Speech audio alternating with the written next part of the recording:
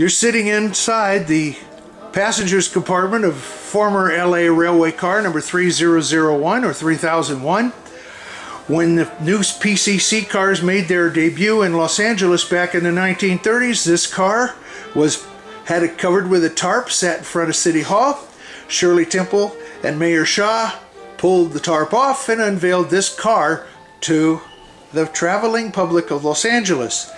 PCC, just what is a PCC? Well, if you saw some of the other cars that we've shown, many of them had old wooden seats. They were open air, which meant in the wintertime you froze your dookus off. On a day like this, it was pretty warm and comfortable. But they were still uncomfortable as far as comfort for the riders, especially during rush hours. An extra 10 cents was added to the fare to get these cars here, but let me digress again back to PCC.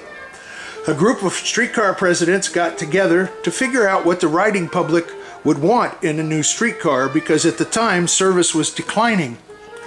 So they came up with this example. What they felt the public would want was a streamlined car with plenty of hold-on poles for the standees, comfortable seats for the ones that got to sit down, and a better operating control for the motorman or the operator. This car became known as a PCC, which stood for the name of the committee, President's Conference Committee. Unlike the older streetcars, which had the hand crank controls, this one has foot pedals. There's a brake, accelerator, and an emergency brake or a clutch type thing. It had a Johnson bar type lever here that could go forward or reverse, and you had the fare box, which you put in there. Here's your meters to show your air brake pressure and how much power you're drawing from the overhead line. And of course the operator, like yourself, didn't have to stand up or sit on a stool. He had a very comfortable seat. This particular car was built in 1937. Richard, show him what a trolley rider look.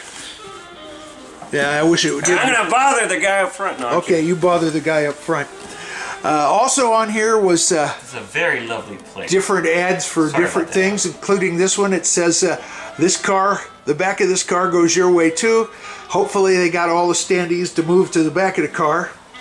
There's Heinz salad dressing, Homecraft bread, 3-in-1 oil, Sunkissed lemons, Heinz vinegars. Over here we have Operation Lifesaver thing. Here's to the girl he leaves behind. In every box she sends, he'll find Burma Shave.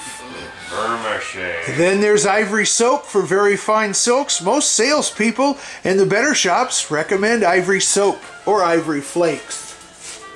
Flakes. I heard that. Then we have Campbell's Soup. Good. And then we have Sunkissed Lemonade. I could go for some right about now. Over here we have some more. Expect runs unless you use Lux on your stockings. Don't forget your Veribest corned beef. This is very good stuff, you know. And there was plenty. And there was plenty more where that came from. This is so wonderful. Isn't this neat? There is all kinds of different things, oils and products in here that were advertised. When this is in operation, you were flying down the Yes, this had a very good rapid acceleration, a very rapid braking system. It was retired in 1963, and it came out to the museum. It's truly an amazing car, it really is. Rich, want to make that thing crank or something?